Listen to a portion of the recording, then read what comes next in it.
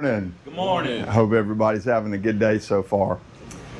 So this morning what I'd like to introduce you to is a concept called PDCA. I know you've heard about it before, but we want to just talk a little bit about some elementary examples about how to use PDCA in your daily activities. So the objective this morning is to understand the PDCA methodology, learn how to apply PDCA to workplace challenges, and then the next thing is to use it. As anything, as we learn it, we got to apply it.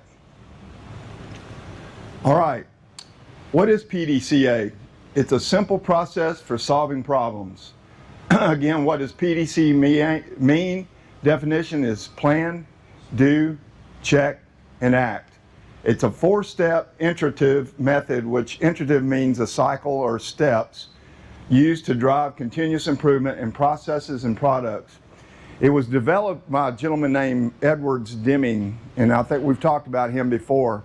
Dr. Deming was what we consider, he was the kind of the godfather of SPC, statistical process control. So Dr. Deming also came up with this methodology for problem solving. Excuse me, it's a structured approach to problem solving and process improvement. All right, as you can see, here's what we call the PDCA circle or cycle. So you can see here, it repeats the cycle: plan, do, check, and act. And the thing about the PDCA cycle is it doesn't ever stop. You always continue to use it. So any problem solving activity that you'd use, you just keep using the cycle. So it's like a wheel. So it never stops. It continues to rotate. So we continue to plan, do, check, and act, and we just keep on continually improving. So plan, define your objectives. So we want to identify the problem. What is the problem or the opportunity that we're going to use the PDCA process on? Set objectives and success criteria, develop a detailed action plan, and here I just put in an example of possibly we're going to reduce our repairs by 20%. So we're going to work on it. What are we going to do that? So that's our plan, and then we're going to put our plan into action. Next thing we're going to do is we're going to implement the plan on a small scale. Then we're going to train our team members, and then we're going to document our observations. So again, implement the plan. We're going to put together a pilot process where we'll start collecting data. So hypothetically, if we were going to say we're going to work on repairing this part right here, we would begin to start collecting data as to where do we do repairs? What's the location? What's the frequency? And then based off of that, then we would put a plan together as to what's my top three top repairs that I have to do on the part. And then based off of that, then we begin to plan about how we're going to reduce those repairs. The next thing that we're going to check, assess the results, measure the results. So if we identified the top three repairs that we're doing on this particular part, then we begin to start checking, are my repairs going down? Are we looking at, as we go through and maintenance works on improving the process, are my number of repairs going down? So hypothetically today I had 100 repairs on 3 different locations. Tomorrow, as we continue to work and repair and improve the process, now are my repairs going down? And then we will confirm that. Then the next thing is act, make the improvements, standardize the successful changes. So the improvements that we made, we lock those in, adjust the plan if needed. So if I see that this particular location is not doing well, I'll continue to work on improving that and adjusting it. Prepare for the next PDA cycle, and then continue the process and confirm stability of improvements.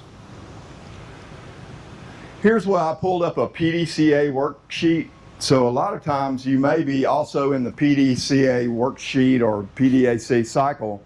Sometimes we want to use the 5 whys, or we might want to use the Ishikawa's, or what we call the fishbone diagram, to help us to do the PDCA. So the plan, the do, the check, and the act. So you have these type of templates that you can use to document all the different things that you and the team are working on to be able to solve the problem. So the key takeaways from the PDCA cycle is it's a simple process. So again, I was thinking this morning about, what's a kind of a real-time situation that we might be able to use it. So think about each one of us drives to work each day, right? All right. So I may say, okay, I'm going to try to come up with different routes that I want to use to get to work. So if you punch something into GPS, a lot of times it'll give you 2 or 3 different routes, right? So I'll look at it and say, okay, today I'm going to use route A, tomorrow I might use route B, and the day after that I might use route C. So as I go through, I plan, I do, and I check, so I find out which one of the routes did I use that took me the less time, didn't have a lot of traffic, I didn't have to go through a lot of back streets and different things. So again, it's a simple application that we all use every day. We just don't think about it sometimes. So in your activities out here on the floor, how can I use PDCA in my quality checks? And we can even use it for efficiency and effective type situations. So how can I use PDCA in my activities every day? So I ask you to think about it and see what we can do to help us improve. Any questions or any comments today? All right, thought of the day, it's never too late to do the right thing. All right, so 7 Habits class today, Group B, we'll be meeting at 1:15 in the training area. We'll be going over the conclusion of the 7 Habits today, and that'll close us out for this session. Anything else today? All right, if not, always remember, have your best day ever. Thank you. Appreciate you.